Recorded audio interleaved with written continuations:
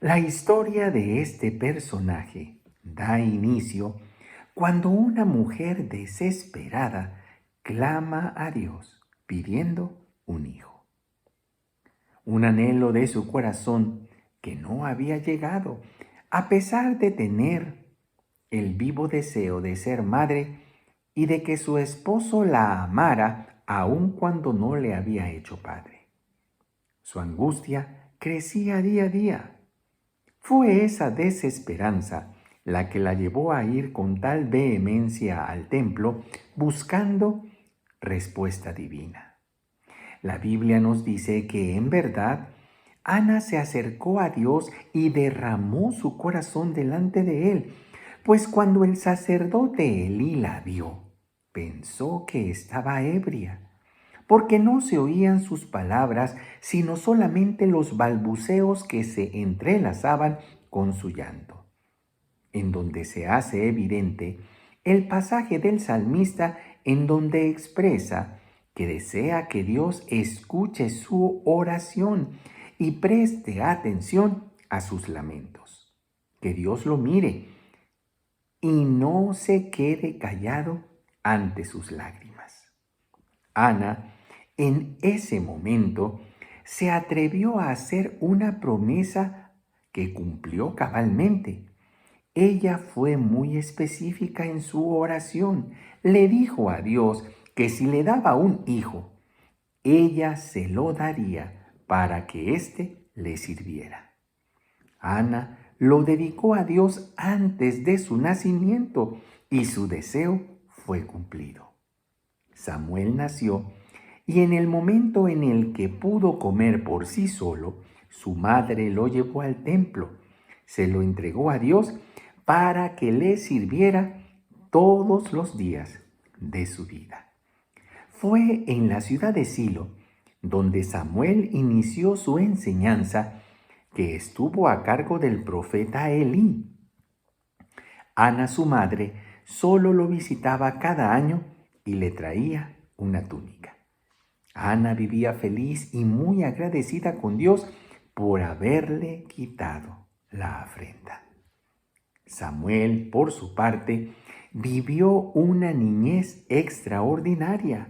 Aprendió a ministrar a Dios mientras era todavía un niño. Él experimentó uno de los llamados más asombrosos al servicio de Dios que cualquier otra persona de la Biblia. Escuchó cómo Dios lo llamaba. Él pensaba que se trataba de Elí, pero en realidad era Dios quien estaba afinando sus sentidos espirituales. Lo preparaba para atender el llamado de Dios.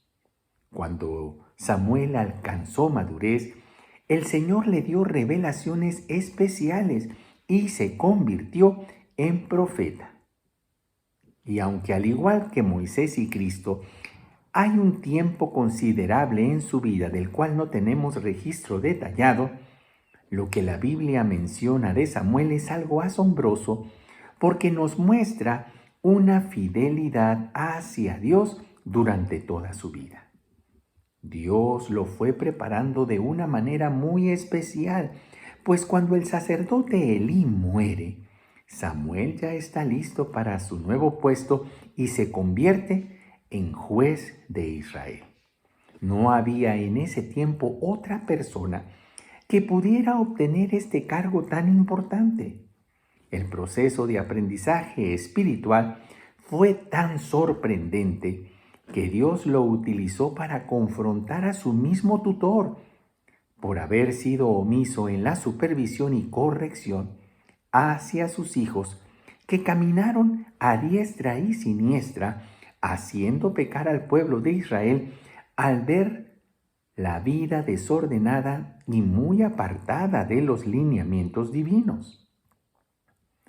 Samuel inicia esta interesante carrera después de que los filisteos regresan el arca a Israel, siendo este hecho una esperanza de la renovación que Dios quería hacer nuevamente en medio de su pueblo. Era un tiempo de un renacer, por lo que Samuel convoca al pueblo de Israel en Mizpa y los llama a arrepentirse de su idolatría y volver a Dios. Eran momentos decisivos para que todo el pueblo regresara a Dios, volviera sus ojos hacia el Dios que habían conocido sus padres, quienes les habían dicho lo que había hecho en favor de ellos, la forma majestuosa en la que los había rescatado, salvado, protegido. Sin embargo, las decisiones que habían tomado les habían alejado de Dios y realizar lo que Dios les había advertido no hacer.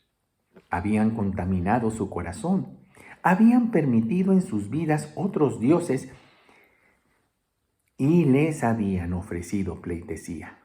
Y esa vida que en un comienzo se vislumbró como algo novedoso, se convirtió en densas tinieblas que nublaron sus ojos y los fueron apartando del camino seguro.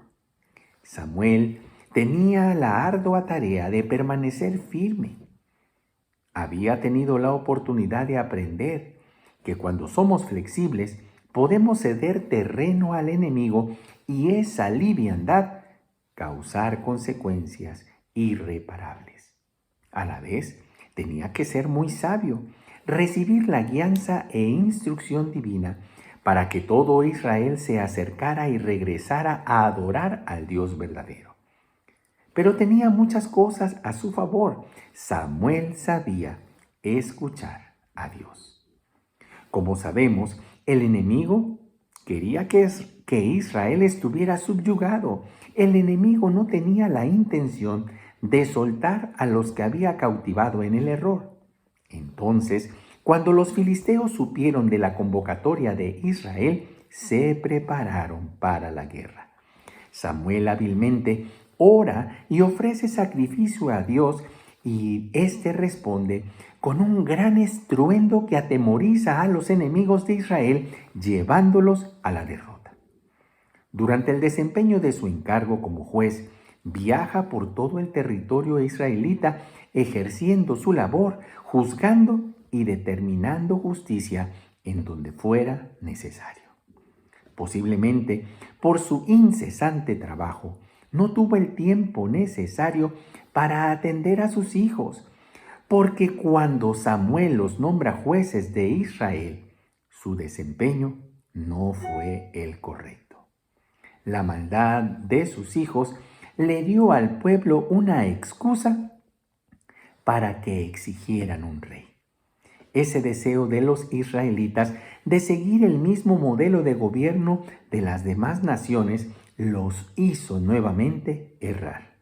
Porque al tomar esta decisión no estaban en contra de Samuel, estaban rechazando a Dios, pues en realidad era Él quien los dirigía. Samuel trata de disuadirlos, pero todos sus esfuerzos son en vano, porque el pueblo no se retractó de la decisión que había tomado. Y en obediencia a la orden del Señor, Samuel unge a Saúl como el primer rey de Israel. Después de este nombramiento, Samuel se despide del pueblo, no sin antes pedirles que sean ellos los que decidan su desempeño como sacerdote, juez y profeta de Israel. Les dice que delante de Dios y del rey que había levantado sobre ellos, dieran su veredicto. El pueblo, ante estas palabras y sabiendo la rectitud y proceder de este gran personaje, deciden otorgarle un alto honor, pues unánimes determinan que Samuel jamás les había robado ni engañado. Nunca, en ningún trato, había aceptado dinero para cometer injusticias. Samuel, al ver la respuesta del pueblo, no tiene más que decir, sino solamente que tanto Dios y el rey quedaban como testigos de que nadie en el pueblo de Israel le acusaba de nada. Cuando Saúl desobedece a Dios, Samuel le anuncia su caída venidera y unge en su lugar a un hombre conforme al corazón de Dios, a David como futuro rey de Israel. La última obra que realiza Samuel en la tierra es la fundación de la primera escuela de profetas. Cuando muere, es llorado por todo Israel porque su labor había sido loable y dejó un precedente muy alto de la forma en la que debemos ejercer el liderazgo y estar siempre dispuestos a buscar y escuchar la voz de Dios. Samuel ocupó 3 lugares de importancia. Fungió como sacerdote, fue juez de Israel y profeta de esta misma nación. Cada una de estas facetas las desempeñó con fidelidad. Te invito a escuchar atentamente una de las frases que Dios le dijo a Samuel casi al final de su carrera, palabras significativas que lo simbraron, pero definitivamente dejaron huella en su vida y en la actualidad son una base que debemos tomar cuando se trate de tomar decisiones, porque estas palabras nos muestran la forma en la que tenemos que actuar a la manera de Dios y no como el mundo ve las cosas. Este verso dice: y Jehová respondió a Samuel: no mires a su parecer, ni a lo grande de su estatura, porque yo lo desecho. Porque Jehová no mira lo que mira el hombre, pues el hombre mira lo que está delante de sus ojos, pero Jehová mira el corazón.